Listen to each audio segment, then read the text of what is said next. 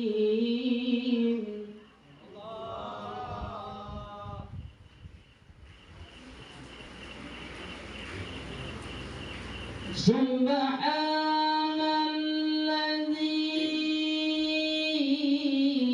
Subhanalladzi asra bi'abdihi laylan minal masjidil haram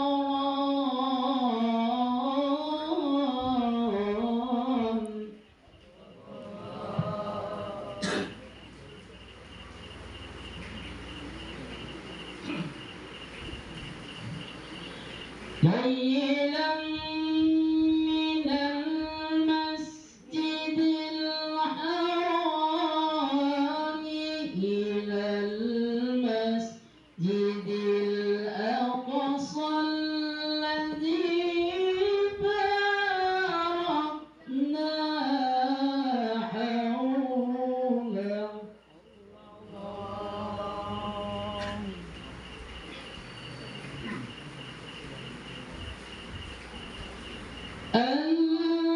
الذي باركنا حوله لنريه من آياتنا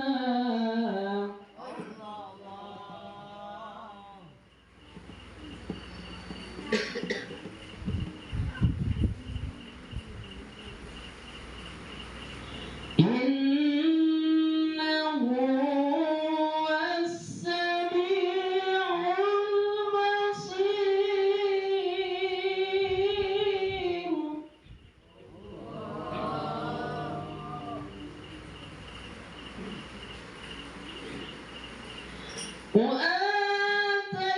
وآتينا موسى الكتاب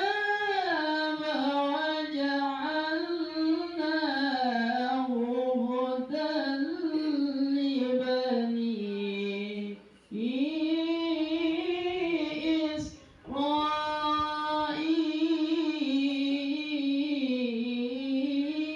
إسرائيل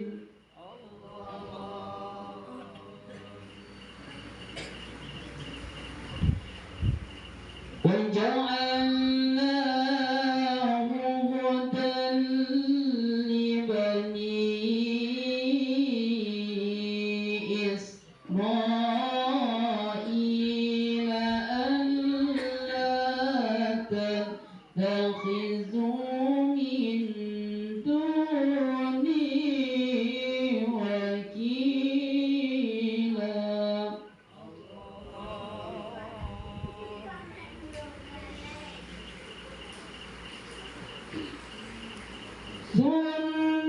ذرية من حملنا مع نوح إنه كان عبدا شكورا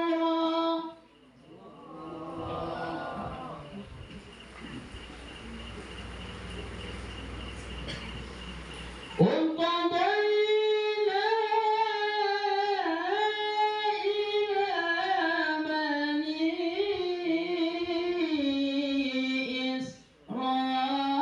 إسرائيل في الكتاب لتفسدن في الأرض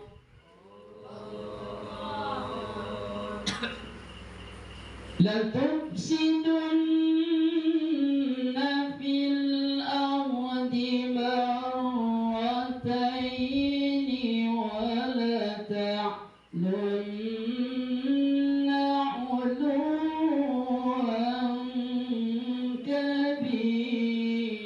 كبيرا صدق الله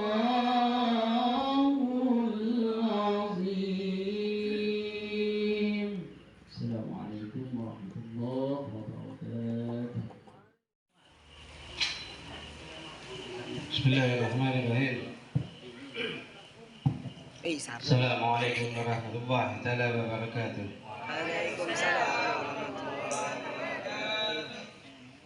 Bismillahirrahmanirrahim. Bila hadratin Nabi Muhammad bin Abdullah sallallahu alaihi wasallam wal fatih Ahmad Jalla Muhammad bin Isa wal basalin al-Faqih Muqaddam Muhammad bin Ali Balawi wa usul al-Farid wal fatih Sayyidina Muhammad wal fatih Sayyidina Abdurrahman Zakar wal fatih Sayyidina Syekh Abu Bakar bin Salim wa usul al-Farid wal fatih Sayyidina Syekh Sumuh Nufal al-Habib Abdullah bin Abu Bakar al-Idris wa usul al-Farid wal fatih Sayyidina Qadul Abbas al-Habib wa Abdurrahman Atta wa Syekh bin Abdullah al-Baqas wa usul al-Farid والبلاء شيرنا قطب هشام وكوشي لباد وبلال الحبيب عبد الله بن ابي حداد وسلم الفريد والبلاء شرائب المولد حبيب علي بن محمد بن شماشي وسلم الفريد بان الله لدرجاتهم بالجنه لنفعنا باجرهم وانوارهم وعلومهم ونفحاتهم في الدين والدنيا والاخره. الفاتحه. اعوذ بالله من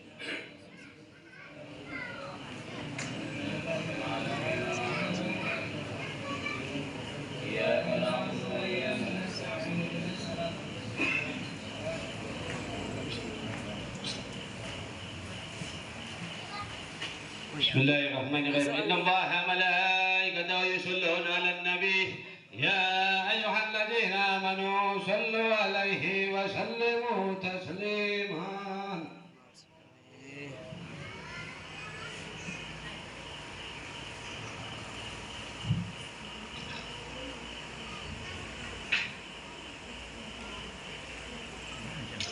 الصلاة والسلام عليك يا سيدي يا رسول الله. الصلاة والسلام عليك يا سيدي يا أنبياء الله. الصلاة والسلام عليك أيها النبي ورحمة الله وبركاته. وسلم رضي الله تعالى عن صحابة رسول الله أجمعين. آمين آمين آمين. يا رب صل على محمد يا رب صل عليه وسلم. يا رب صل على محمد يا رب صل عليه وسلم. يا رب صل على محمد صب بدر في القول أسرات. يا رب صل على محمد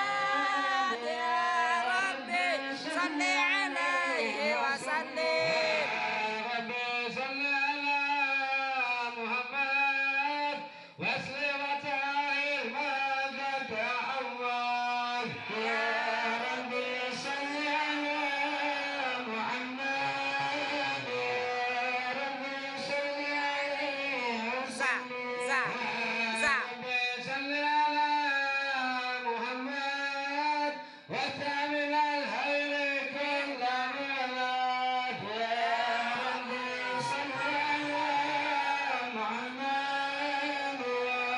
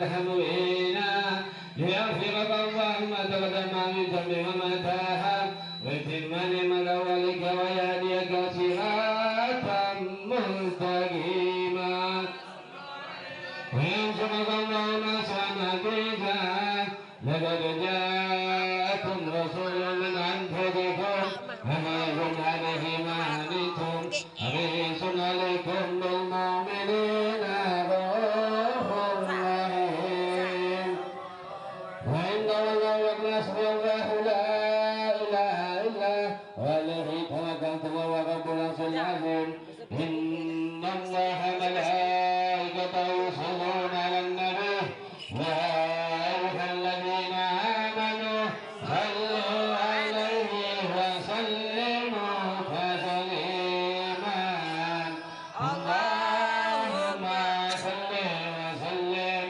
وبارك عليه وعلى آله بسم الله الرحمن الرحيم الحمد لله كريم سلطانه الواده برهانه المقصود بالوجود كرامه وإحسانه تعالى مغلوب من شانه خلق الحكمة وتواليها علما ووجد له من فائد المنة ما جرت به في أبلاغه الكتمة فأنزل لهم أصبح الكما جلا بالرحمة فإنك إرادته وزلت بخلق هذا العبد لمحبوب انتشر عشر شرابه في أوالم شهادته والغيوب فماذا هذا المن الذي تكرم به المنان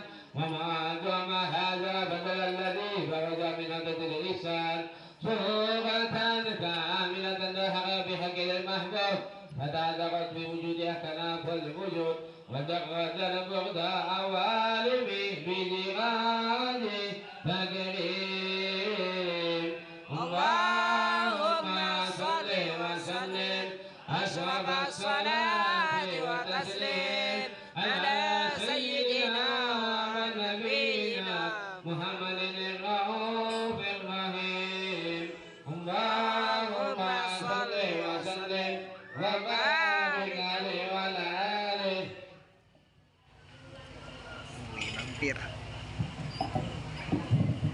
اللهم صل وسلم وبارك عليه وعلى آله تجل الحق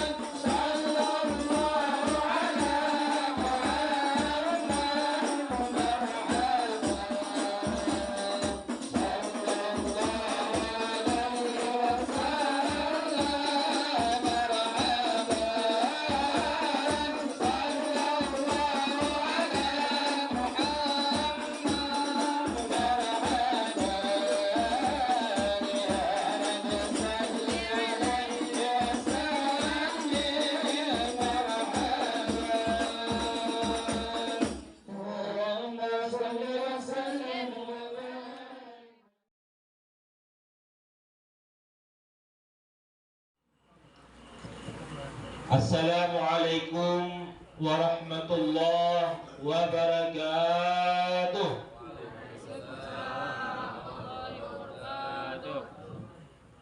Bismillahirrahmanirrahim. Alhamdulillah. Alhamdulillahilladzi asra bi'abdihi minal harami ilal haram. Wassalatu wassalamu ala sayyidina wa habibina wa syafi'ina wa maulana Muhammadin afdalil anam, wa ala alihi wa sahbihi wa man tabi'ahum bi ihsanin ila yaumil qiyam. Subhanaka la ilma lana illa ma 'allamtana innaka antal alimul hakim. Rabbi shrah li sadri wa yassir li amri wahlul 'uqdatam min lisani yafqahu qawli wa saddid lisani wahdi qalbi bijahin nabi Muhammadin sallallahu alaihi wasallam wal ali wal ashabi, amma ba'du. Yang saya muliakan para tokoh agama, tokoh masyarakat, tokoh adat yang sempat hadir dalam kesempatan ini, terkhusus pimpinan dan pengasuh Pondok Pesantren Asy'ariyah. Yang saya hormati para pejabat pemerintahan baik desa maupun dusun yang sempat hadir dalam kesempatan ini. Ketua dari Majelis Ta'lim malam Senin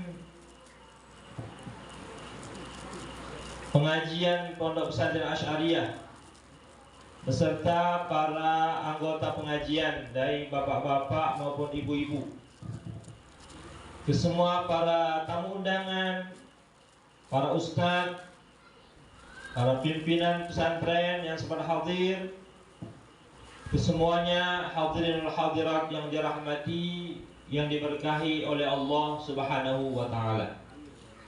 Tema tentang kemuliaan bulan-bulan yang agung yang kita lewati saja.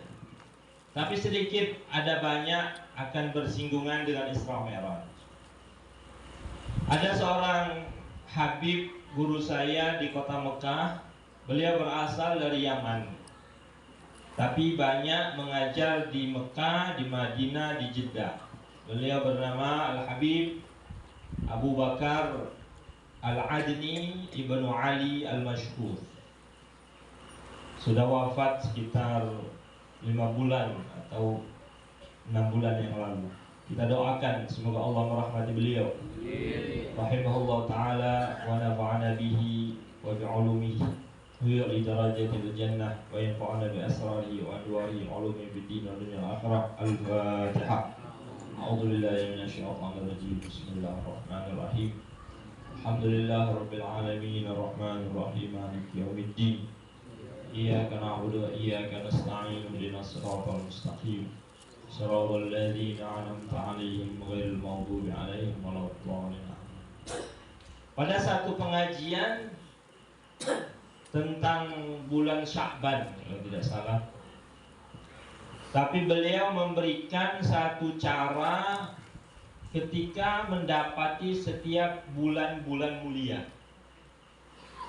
Karena kita umat Islam ini adalah ummatul munasabat, umat yang selalu mengingat, berhubungan dengan kegiatan-kegiatan keagamaan di setiap bulan-bulannya. Oleh karenanya, ketika kita menemukan tiap bulan-bulan yang baik, bulan-bulan yang berkah, bulan-bulan yang rahmat, kita harus memiliki ilmunya, supaya tidak lewat-lewat saja, tidak mendapatkan apa-apa. Padahal Rasulullah SAW sudah bersabda, Inna lillahi min dahrikum ayyamun fata'arradu laha, inna min ayyamikum nafahatun fata'arradu laha. Sesungguhnya Allah itu memiliki dari setiap waktu-waktu yang kalian lewati, kata Rasulullah, ada anugerah-anugerah, ada berkah-berkah, ada rahmat-rahmat yang diturunkan. Fata'arradulah, maka jangan sampai kalian lewatkan. Harus diambil kesempatan itu. Samalah dengan kita yang berbisnis ini. Dalam keduniaan ada musim-musim orang-orang ramai di pasar. Ya udah. Umpamanya pasar Kamis, pasar Senin, kan ada masa-masanya. Maka bagi orang-orang yang bisnis, yang berjualan akan datang, akan menggelar dagangannya. Kenapa? Karena musim ramai. Itu orang berpikir untuk urusan dunia, mendapatkan keberuntungan. Lalu Allah SWT juga memberikan pasar-pasar akhirat. Bagi orang-orang yang ingin mengambil pahala-pahala yang besar yang disuguhkan oleh Allah, harus mendatanginya dan mengambilnya juga. Nah, inilah maksud hadis tadi. Allah memberikan beberapa tempat-tempat dari zaman-zaman kita, masa-masa yang kita lewati ini, ada masa-masa yang Allah melipat gandakan nilai pahala dan anugerah. Maka kita kalau punya ilmunya, kalau ngaji, kalau majlis taklim, kita akan ambil kesempatan itu. Tentunya kesempatan ini berlipat ganda. Tidak seperti pahala hari biasa-biasa. Nah, untuk menghadapinya inilah Habib Abu Bakar Al-Adni Al-Masyhur tadi mengatakan ada dua metode. Yang pertama, dilihat dari segi alamiah, dari segi kejadian-kejadian, peristiwa-peristiwa, sejarah-sejarah dari masa-masa itu, dari waktu-waktu itu. Seperti kita ambil contoh bulan Rajab. Rajab ini Allah SWT menyimpan dari segi alamiahnya, dari segi kehidupan sejarahnya, kehidupan kejadian peristiwa-peristiwa besar, yang di situ kita bisa mengambil pelajaran, kita bisa mengambil ilmu hikmah. Nah, itulah yang kita ambil kalau bulan Rajab, peristiwa Isra dan Mi'raj. Ini menjadi momen besar untuk kita mengambil ilmu. Makanya di sini saya ambil dari kitabnya Abu Ya Sayyid Muhammad bin Ali Al-Maliki. Ketika beliau menyampaikan cerita tentang perjalanan Rasulullah Isra Mi'raj, Rasulullah itu diajak untuk singgah di tempat-tempat yang mulia. Sebutkan beliau singgah di At-Tayyibah, Al-Madinah Al-Munawwarah. Disuruh turun, wahai Muhammad, inzil fasalli hahuna. Turun engkau dan sholat di sini. Belum tahu Nabi Muhammad, tapi perintah Jibril, pengiring ini, beliau turun dari buruk dan sholat. Selesai sholat, mau berangkat lagi baru nanya, wahai Jibril, tempat apa yang kita sholat tadi? Baru beliau Jibril menjawab, itu adalah kota Madinah yang nanti engkau akan hijrah ke situ. Sudah berangkat lagi, sampailah di satu tempat, wahai Muhammad, injil fasalli hahuna, turun dan sholat lagi di sini. Sholat beliau. Ini perintah, karena Jibril yang mengajak. Ketika selesai sholat, mau berangkat lagi, ditanya, ini tempat apa? Kata Jibril, ini adalah pohon di kota Madian yang dulu ketika Nabi Musa berlari dari Fir'aun, singgah mau ketemu Syuaib. Nah, disinilah kota Madian di mana Nabi Musa pernah singgah. Selesai itu berangkat lagi. Setelah beberapa kali kepak si buruknya ini, tiba-tiba stop lagi. Kata Jibril, inzil fasalli hauna. Muhammad turun, sekarang sholat lagi di sini. Sholat lagi. Selesai sholat ditanya lagi, wahai Jibril, ini tempat apa lagi? Kata Jibril, ini adalah tempat Tursina, bukit di mana Nabi Musa menerima wahyu atau Nabi Musa berbicara langsung kepada Allah. Namanya Bukit Tursina. Cios mungkin sudah sampai di situ di Mesir. Kemudian selanjutnya, setelah kepak sayap terbang lagi borong ini, kembali lagi Jibril nyuruh berhenti. Inzil fasal yahauna, berhenti dan salat lagi wahai Muhammad. Maka Rasulullah SAW turun dan sholat. Selesai sholat ditanya lagi, apa ini tempat wahai Jibril? Ini adalah Baitul Laham. Apa itu Baitul Laham? Tempat Nabi Isa dilahirkan. Nah, setelah menceritakan 4 tempat ini, maka beliau mengatakan, wa fi nuzulihi sallallahu alaihi wasallam fi hadhil mawaqi'i wa salatihi biha dalilun kabirun ala rabtiha bil Islam. Turunnya Rasulullah di tempat-tempat yang diajak oleh Jibril tadi, itu menunjukkan bahwasanya kita umat Islam ini bertanggung jawab, berhubungan erat dengan tempat-tempat yang mulia, yang bersejarah itu. Wa bi nabiyil Islam wa intiwaiha tahta liwa'ihi wa hudati, dan semua itu di bawah panji-panji dan bendera perjanjian dengan Rasulullah. Nabi-nabi sebelumnya itu adalah di bawah panji atau tanggungan Rasulullah. Wa annal islama huwa risalatul muhaiminatu al-khatimatu likulli risalatis sabiqah. Islam ini adalah misi yang mencakup, yang menanggung, yang penutup untuk semua misi-misi kerasulan sebelumnya. Ini hubungan berat. Ini hubungan erat Islam dengan agama-agama sebelumnya. Wa fi dzalika aidan fathu li babil i'tina'i bil azhar ad-diniyah allati tartabitu bi hawaditha 'azimatin. Itu juga menunjukkan, kata beliau, Islam itu membuka pintu selebar-lebarnya untuk perhatian kepada sisa-sisa peninggalan-peninggalan agama yang berhubungan dengan peristiwa-peristiwa besar. Kita harus perhatian dengan sejarah-sejarah Islam. Sejarah tadi Musa, sejarah Nabi Isa, sejarah perjalanan hijrah. Itu semua diikat di dalam Islam. Wa waqa'i' karimah, peristiwa-peristiwa yang mulia. Nah, peristiwa seperti kita lakukan hari ini, Isra Mi'raj. Nanti ada nisfu Sa'ban, nanti ada hari hijrah, awal Muharram, nanti ada Maulid Nabi. Itu semua peristiwa hijrah, peristiwa agama yang mulia, harus diketahui, ada hubungan. Wa dzikrayatin fadilah qadimah, peringatan-peringatan hari-hari besar yang semua itu mengandung pelajaran. Wa inna ihya'a dzalika, caranya bagaimana menghidupkan hal itu? Bisyukrillahi ta'ala ala ni'amihi wa fadlihi, bersyukur dengan nikmat Allah dan keutamaan Allah, untuk kita mengingatkan kita ini umat yang besar, kita ini umat yang mulia, yang agung. Oleh karena kita bersyukur, alhamdulillah kita punya Nabi Muhammad, alhamdulillah kita punya Isra Mi'raj, alhamdulillah kita punya awal hijrah yang tidak dimiliki oleh umat-umat sebelumnya. Mereka tidak tahu.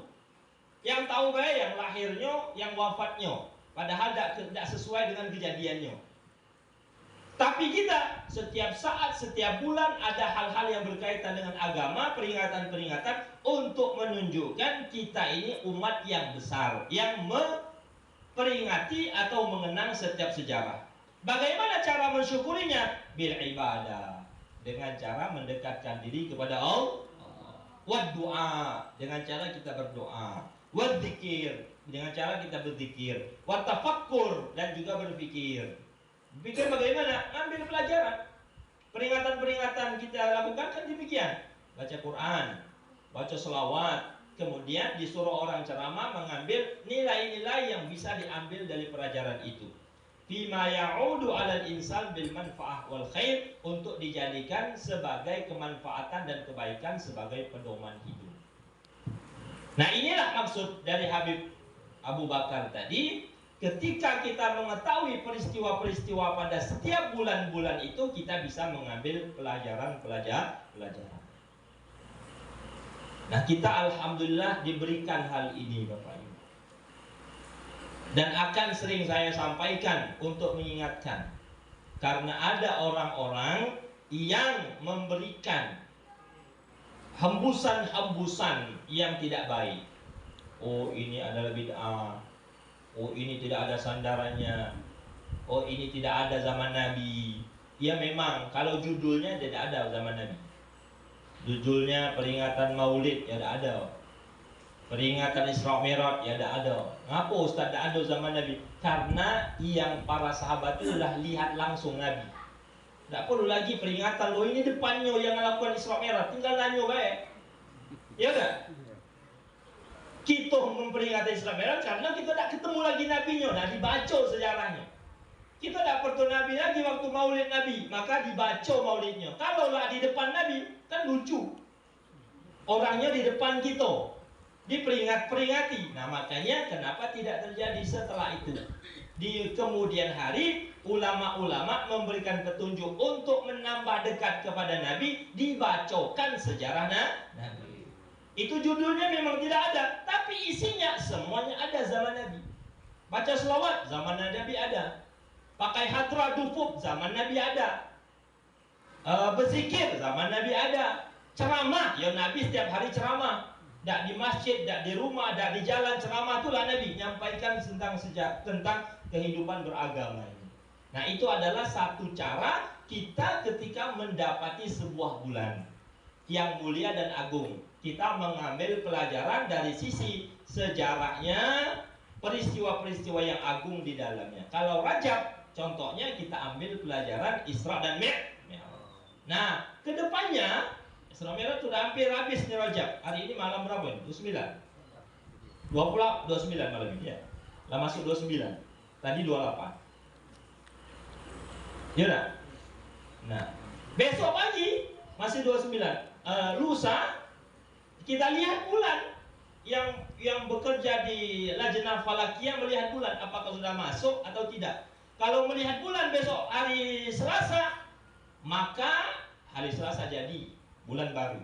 Tapi kalau tidak lihat bulan, disempurnakan jadi 30 hari, jadi hari Rebu, Syabannya. Nah, Syaban juga mengandung nilai sedemikian rupa, mengandung ibadah juga, mengandung peristiwa-peristiwa besar. Kita juga harus mengambil. Kalau peringatan Isra Mi'raj sudah lewat, nah ketika Syaban apa yang kita ambil Ustaz? Di dalam Syaban itu ada peristiwa besar mukjizat Rasulullah juga. Kalau di Rajab mukjizat paling besar diberikan kepada Rasulullah apa? Isra Mi'raj. Kalau di Syaban Allah juga memberikan mukjizat paling besar juga kepada Nabi Muhammad. Apa itu? Terbelahnya bulan. Kalau bulan Ramadan tambah lagi mukjizat paling besar. Apa itu? Diturunkan Al-Quran. Jadi berturutan ini. Rajab Isra Mi'raj, Sya'ban dibelah bulan untuk Rasulullah, Ramadan turunnya Al-Quran. Ini semua 3 mukjizat besar untuk Rasulullah. Ketika kita mempelajari ketika Sya'ban besarnya mukjizat dibelahnya bulan, kita kembali menambah kekuatan iman dan kecintaan kepada Rasulullah. Begitu banyaknya Rasulullah itu mendapatkan kemuliaan. Tambahlah kita mengagungkan, memuliakan Rasulullah. Di dalam Sya'ban itu juga Allah Subhanahu wa taala menurunkan ayat tentang salawat. Yang kita kenal sering dibaca khutbah itu apa? Innallaha wa malaikatahu yusalluna 'alan nabi ya ayyuhalladzina amanu sallu 'alaihi wa sallimu taslima. Itu turunnya adalah pada bulan Sya'ban. Makanya Sya'ban itu dianjurkan banyak-banyak berselawat. Karena turun ayat ini. Kata ulama, ya ayyuhalladzina amanu sallu 'alaihi itu mengandung makna amr, perintah. Itu wajib berselawat kepada Rasulullah. Cuman ulama berbeda pendapat kapan wajibnya. Kalau kita dalam Syafi'iyah, wajibnya itu adalah setiap sholat. yaitu salat kita tasyahud itu. Nah, itu adalah untuk melaksanakan kewajiban selawat kepada Rasulullah. Kalau ada salat tanpa selawat kepada Nabi, itu batal salatnya. Perintahnya dalam salat. Ada pendapat ulama lagi seumur hidup sekali. Ada perintah ulama lagi menyatakan setiap hari harus sekali. Nah, ini adalah untuk mengetahui kedudukan kemuliaan Rasulullah melalui peristiwa Sya'ban. Kemudian juga di Sya'ban itu ada peristiwa yang mulia yang lebih kita kenal dengan nisfu Sya'ban, pertengahan bulan Sya'ban. Bulan Rajab ada tadi, kemudian bulan Sya'ban juga ada tadi. Nah, itu contoh bagaimana ketika kita melalui setiap bulan. Nah, nanti kalau nanti lewat umpamanya Rajab sudah lewat, Sya'ban lewat, Ramadan lewat, Syawal akan ketemu lagi, ada peristiwa besar. Kemudian nanti Zulqa'dah, Dzulhijjah, terus setiap bulan itu kalau kita tahu dari segi peristiwa atau peristiwa sejarah yang mulia di dalamnya, akan kita menggugah semangat untuk memuliakan bulan tersebut. Rajab tadi selain dia sebagai itu waktunya Isra Mi'raj, dia juga disebut bulan haram. Itu kemuliaan bulan Rajab, bulan disebut bulan haram. Allah Subhanahu wa taala berfirman, "Inna iddatasy syuhuri 'indallahi 12 syahran fi kitabillah." Sesungguhnya jumlah bilangan bulan di sisi Allah ketika Allah menciptakan langit dan bumi ada 12 bulan. Kita kadang-kala berpikir, untuk apa Allah ingin ceritakan bulan 12 bulan? Ya, kita tahu semua. Sejak lahir dah dikasih tahu 12 bulan. Apalah bentuknya, apalah diceritakan 12 bulan. Hitungannya di dalam Al-Quran. Kenapa? Itu bukannya masalah kita tahu atau enggak, masalah yakin atau tidak. Sebab pada zaman jahiliyah itu orang-orang jahiliyah merubah-rubah bulan, Pak.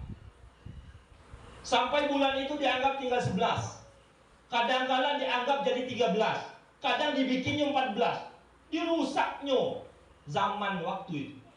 Kepentingan ada, kepentingan politik, ada kepentingan bisnis. Umpamanya kepentingan politik. Oh, kita sekarang ini kalau nak memerangi suku sebelah itu, bulan ini tidak boleh karena bulan haram. Kita rubah baik. Kita jangan dianggap ini bulan haram. Kita hilangkan kenamunya bulan haram. Kita anggap bulan biasa baik, supaya kita bisa memerangi mereka. Jadi rubahnya. Jadi seharusnya 12 ditambahnya jadi 13. Seharusnya 12 jadi 11. Itu dari segi politik. Ada dari segi bisnis. Orang-orang kok sepi sekarang ini katanya. Orang-orang tidak datang ke Mekah ini. Nah, kita bikin tambah bulan, tambah 1, supaya orang-orang datang untuk datang ke Mekah sehingga kita bisa menjual barang-barang ini banyak. Dirubahnya juga jadi 13, 14. Itulah kelakuan orang-orang jahiliyah. Sehingga jangan sampai umat Islam nanti pada suatu saat ada kepentingan politik, ada kepentingan ekonomi, ada kepentingan global yang merubah bulan. Nanti ada berita global, Amerika menetapkan bulan ditambah sebulan jadi 13 bulan. Bagaimana kita? Tidak usah ikuti. Kenapa? Karena patokan dalam Al-Quran sudah jelas, ada 12 bulan. Lagi kita umat Islam, kalau punya patokan tidak masalah. Terserahlah berubah secara global. Tapi kita punya agama, kita punya tanggungan, kita punya patokan 12 bulan. Itulah namanya bulan Hijriyah itu. Kita tidak akan berubah karena kita punya patokan. Nah, inilah Allah mengingatkan. Nanti kalau terjadi kayak ayam jahiliyah, seperti orang-orang jahiliyah, jangan kalian berubah. Makanya kita punya patokan dalam agama ini. Majelis taklim, ada ulama, ada ustaz. Itu semua supaya jangan berubah yang sudah paten pada diri kita. Terserahlah berubah secara keduniaan, terserahlah berubah secara politik, terserahlah berubah secara global. Tapi keagamaan kita jangan pernah berubah. Kapan itu? Kalau kita punya pegangan. Induk-induk mudah sekali merubahnya. Paling mudah dirubah ibu-ibu nih. Oh, tak jadi kalangan, tak ada lagi kalangan hari Senin, lah berubah hari Ahad. Oh iya, tak jadi dia ke pasar hari Senin. Berubah hari Ahad, sudah berubah semua. Tapi kalau sudah patokan, dia tahu, oh ini yang jadi patokan secara agama, tidak bisa diotak-atik. Siapa yang memegang patokan agama ini? Ya para ulama, majelis taklim. Makanya semakin hari kita ini bisa dirubah seenaknya orang-orang dunia. Kenapa? daripada ustaz, jauh daripada majelis taklim, jauh daripada agama, mudah sekali dirubah. Tapi kalau yang sudah punya patokan, tidak bisa berubah. Kenapa? Kuat. Gini loh pelajaran Al-Qur'annya, ini loh pelajaran hadisnya, ini loh pelajaran fikihnya, ini loh kata ustaz. Tidak bisa berubah. Terserahlah dunia berubah, terserahlah politik berubah, terserahlah global berubah. Nah, itulah maksudnya Allah mengingatkan di antaranya 12 bulan tadi. Bukan sekedar ngasih tahu saya, baik, tapi untuk jadi patokan. Hijriyah itu 12 bulan tidak akan berubah. Nah, salah satu 12 bulan tadi minha arba'atun hurum. Di antara 12 bulan tadi ada 4 yang paling mulia, paling agung, paling suci. Apa yang 4 itu tidak disebutkan dalam Al-Quran? Tadi dalam hadis Nabi Muhammad SAW, salatun mutawaliyatun wa wahidun fardun. 3 berturut-turut dan 1 terpisah sendiri. Apa yang berturut-turut? Zulqa'dah, Zulhijjah, Muharram. Itu bulan haram, bulan mulia. Zulqa'dah, Zulhijjah, Muharram. Itu bulan suci semua itu. Nilai pahalanya berlipat ganda sampai 70 kali lipat. Salatnya, zikirnya, doanya diijabah, dikabulkan oleh Allah.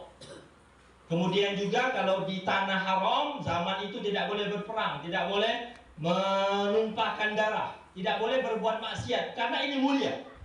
1 yang terpisah adalah bulan Rajab. Nah, kita hampir selesai bulan Rajab. Jangan sibuk dengan Isra Mi'raj baik, tapi nilai pahala kita dalam Rajab hilang. Itu 2 sebab kita memuliakan bulan Rajab. Pertama, karena dia laksanakan yang mukjizat Isra Mi'raj. Yang kedua adalah bulan-bulan haram.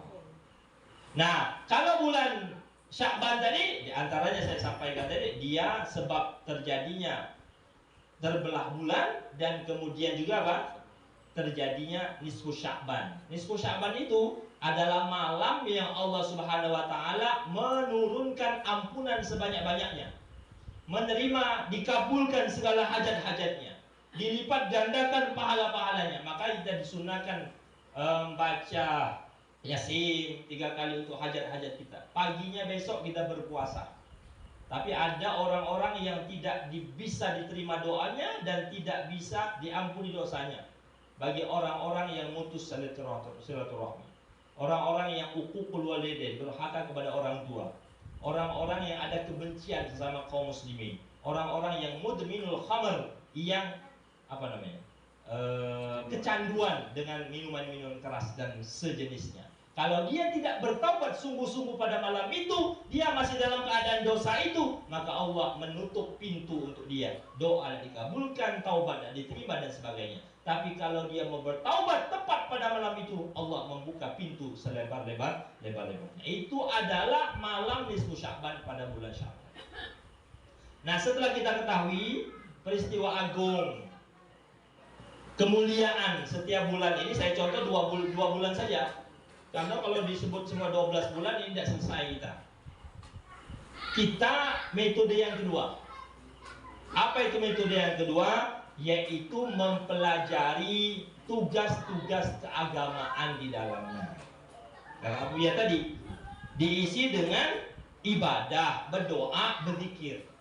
Bukan sekedar nginang-nginang baik, ngingat-ngingat baik, tapi ada hubungan kita nak diisi untuk kita beribadah di dalamnya. Kalau bulan Rajab, biasanya kita beribadah dengan banyak puasa. Rajab ini bulan istighfar, banyak istighfar, banyak berdoa kepada Allah. Istighfar itu sangat mulia, ibu bapak. Tidak bisa dibandingkan pahalanya istighfar itu pada ibadah-ibadah yang lain. Karena kita ini adalah umat yang sangat lemah dengan dosa, selalu banyak berdosa. Siapa yang tidak berdosa? Angkat tangan malam ini. Ada yang tidak berdosa sama sekali? Angkat tangan. Tidak ada kan? Kita ini semua ada berdosa. Entah dosa hati, entah dosa mata, entah dosa telinga, entah dosa mulut, entah dosa kepada anak-anak, entah dosa kepada mertua, kepada orang tua. Selalu aja dosa. Tapi dengan kasih sayang Allah Subhanahu wa taala, kita diberikan cara untuk melebur dosa itu dengan istighfar.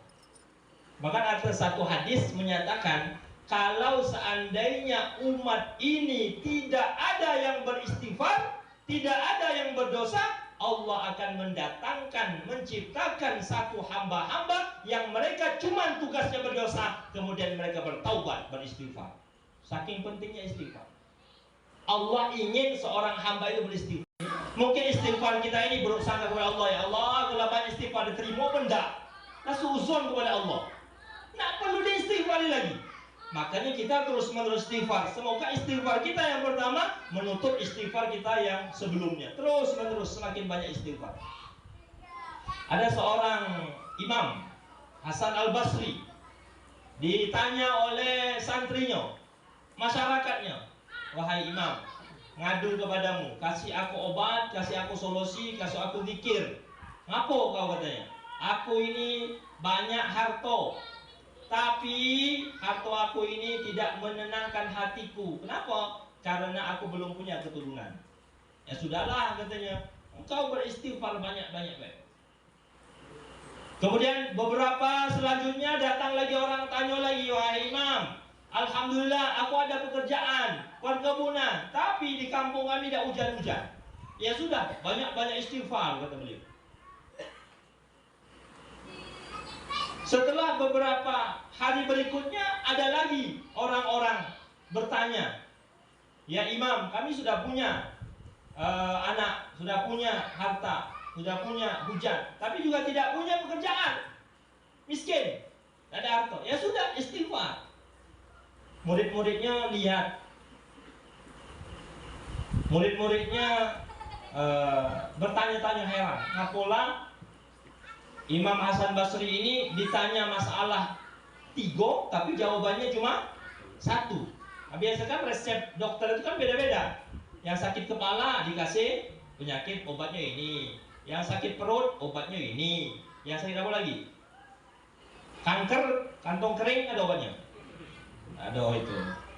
Ada obatnya sendiri kan? Ada masing-masing. Ya ini enggak. Penyakitnya ini dikasih resep ini, penyakit ini dikasih ini, sama wae. Nah, bapak-bapak kalau berobat seperti itu, jangan sakit kepala pakai bodrek, sakit gigi bodrek, semuanya pakai bodrek. Akhirnya salah obat. Karena ada resep masing-masing setiap penyakit. Nah ini ditanya seperti tadi, murid-muridnya bertanya, wahai imam, kenapa penyakit orang bertanya tadi banyak, tapi solusinya 1, istighfar. Karena kata Imam Hasan Basri itu sudah disebutkan dalam Al-Quran. Memang 3 tadi solusinya adalah istighfar. Innahu kana ghaffara yursilis sama alaikum midrara wa yumditkum bi amwalin wa banin wa jannatin wa anhara. Kata Allah dalam surat An-Nur, benar surat.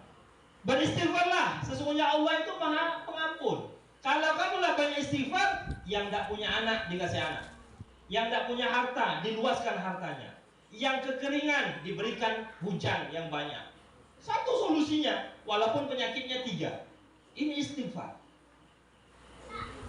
Selain menghapus dosa-dosa tadi, istighfar.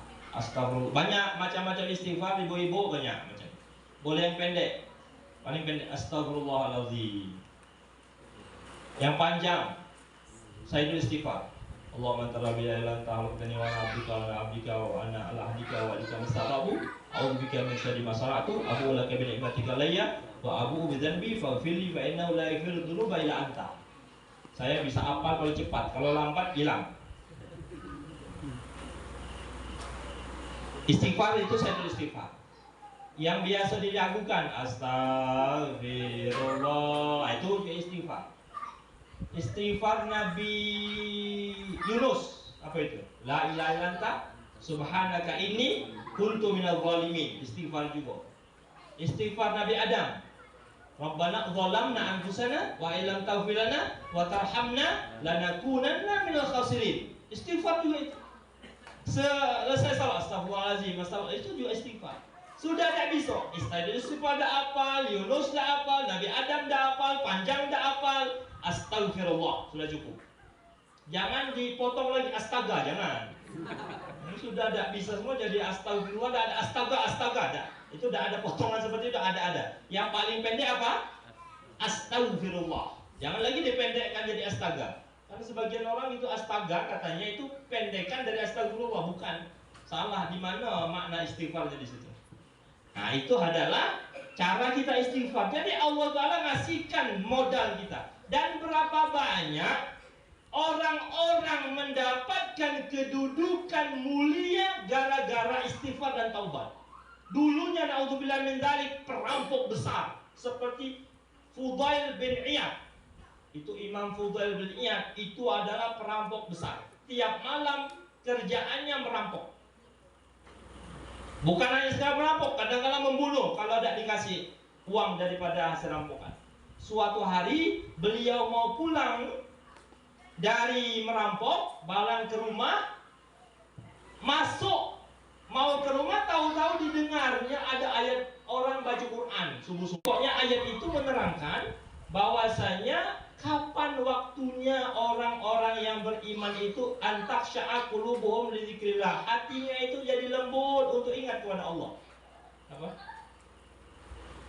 Ini ayat antaksya'a qulubuhum li dzikrillah tadi, mata kapan akan terbenam hatinya untuk takut kepada Allah? Ketika itu langsung masuk ke hati beliau. Ya Allah, iya.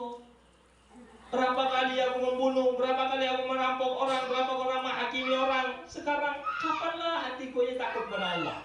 Tiba-tiba dia langsung nangis, pulang ke rumah mandi, tepat malam itu, tepat waktu memang tahajud sebelum subuh, dia nangis sebanyak-banyaknya. Istighfar, istighfar, istighfar, taubat, taubat, tak lagi keluar daripada rumah, beristighfar, istighfar.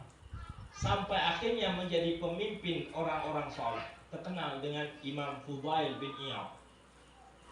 Tabi'i, padahal dia perampok besar dulu. Seperti lagi Ibrahim bin Adham. Kita dengar ulama sufi besar namanya Ibrahim bin Adham. Itu asalnya adalah raja yang zalim, pemimpin yang zalim. Jadi raja tapi mengambil pajak banyak-banyak, mengambil hak orang lain kehendak dia segera, karena dia pemimpin, karena dia raja. Tahu-tahu dia mendapatkan nasihat orang di tengah jalan. Tengah jalan ada orang mirip-mirip gila. Tengah jalan mirip-mirip gila, padahal orang baik. Katanya, ngapa kau di sini? Kata Abraham. Oh, aku ni lagi bangun-bangun. Apa yang kau bangun? Kata, ada apa-apa di belakang itu. Ini lah bangunanku. Kayak anak-anak bikin rumah-rumah kecil. Apalagi dikasihnya apa? Dinding-dinding dari pasir. Kan orang gila. Apa yang kau bangun katanya itu nah? Kecil, apa? Dah bisa diduduki bayi hancur katanya. Engkau menganggap aku bangun ini tidak ada apa-apanya, tidak ada harganya katanya. Engkau yang kau bangun istana besar-besar itu sebenarnya sama baik dengan ini. Tidak ada harganya seperti ini. Bagaimana caranya melihat tidak ada harganya? Kalau kau mati, dibawa tidak katanya. Kalau tidak ada lagi harta, tidak ada jabatan lagi, bisa tidak dibawa mati itu? Kalau punya aku ini mati ya, tidak ada pikiran apa-apa. Tapi kau yang besar, yang banyak itu bisa tidak dibawa mati? Ketika itu masuk ke hati beliau, ya Allah benar gitu. Apa yang ku ambil selama ini, ku bangun selama ini, kalau lah mati ya ada apa-apa, tidak ada hasil apa-apa. Jadi malah jadi azab kalau tidak digunakan sebaik-baiknya. Apalagi sampai berbuat zalim. Ketika itu gara-gara nasihat orang gila di pinggir jalan tadi, dia balik taubat. Bukan balik lagi ke istananya, balik mengembara, tidak balik lagi, hilang rajanya. Mencari cara supaya hatinya bersih, berubah karena taubat, istighfar. Belum lagi peristiwa seperti Nabi, seperti Sayyidina Umar bin Khattab. Siapa yang tidak kenal Sayyidina Umar bin Khattab? Preman besar di kota Mekah itu. Orang takut galau. Tapi ketika mendengar surat Toha, ayat Quran, dia masuk ke hati, istighfar, taubat, masuk Islam, dia menjadi orang paling mulia dalam Islam. Itu semua awal-awalnya adalah orang-orang jahat. Bukan berarti ngajung jahat dulu anak-anak. Jadi jahat-jahat dulu lagi Ustaz. Kalau udah jahat lagi setelah itu jadi bertaubat. Belum tentu, takut-takutnya jadi preman sebelum bertaubat lah mati duluan. Nah, itu yang menakutkan. Makanya yang sudah berdosa, Rajab ini hampir habis, saatnya kita bertaubat kepada Allah. Semoga dengan bulan Rajab, bulan istighfar, hal-hal yang kita sudah lakukan sebelumnya dihapus. Mungkin bisa jadi mendapat keberuntungan seperti para wali-wali Allah tadi, ketika dia benar-benar bertaubat kepada Allah Subhanahu wa ta'ala. Tapi kata Imam Nawawi, syarat taubat itu kalau hubungan kepada manusia kepada Allah cuma 3 baik. banyak-banyak istighfar, tidak lagi mengulangi, kemudian menjauhi tempat yang bisa menyebabkan kembali kepada maksiat. Nah, ditambah satu kalau berhubungan dengan manusia. Nah, berhubungan manusia tidak bisa, walaupun berjuta-juta istighfar, kalau tidak minta maaf kepada orang yang bersangkutan, tidak bisa Allah memaafkan. Bahkan diriwayatkan baik, Nabi Muhammad itu tidak mau mensolati orang yang masih ada utang kepada orang lain. Loh, kan Nabi Muhammad pun rahmatan lil alamin, kasih sayang kepada umatnya. Kok kenapa ada orang yang berhutang tidak mau disolati? Sebab kalau Nabi sudah mensolatinya, maka orang tersebut sudah diampuni dosanya. Kalau sudah diampuni dosanya, berarti Rasulullah sudah menzalimi pemilik hutang. Tidak bisa lagi dia nanggung nanti di akhirat nak ngambil utangnya. Kenapa? Tidak diampuni oleh Allah gara-gara disolati Nabi. Artinya Nabi Muhammad menzalimi orang yang ada hutang kepada almarhum ini. Makanya Rasulullah, ayo sholatlah kepada saudaramu ini. Sampai ada orang lain, ya Rasulullah, aku nanggung hutang orang ini.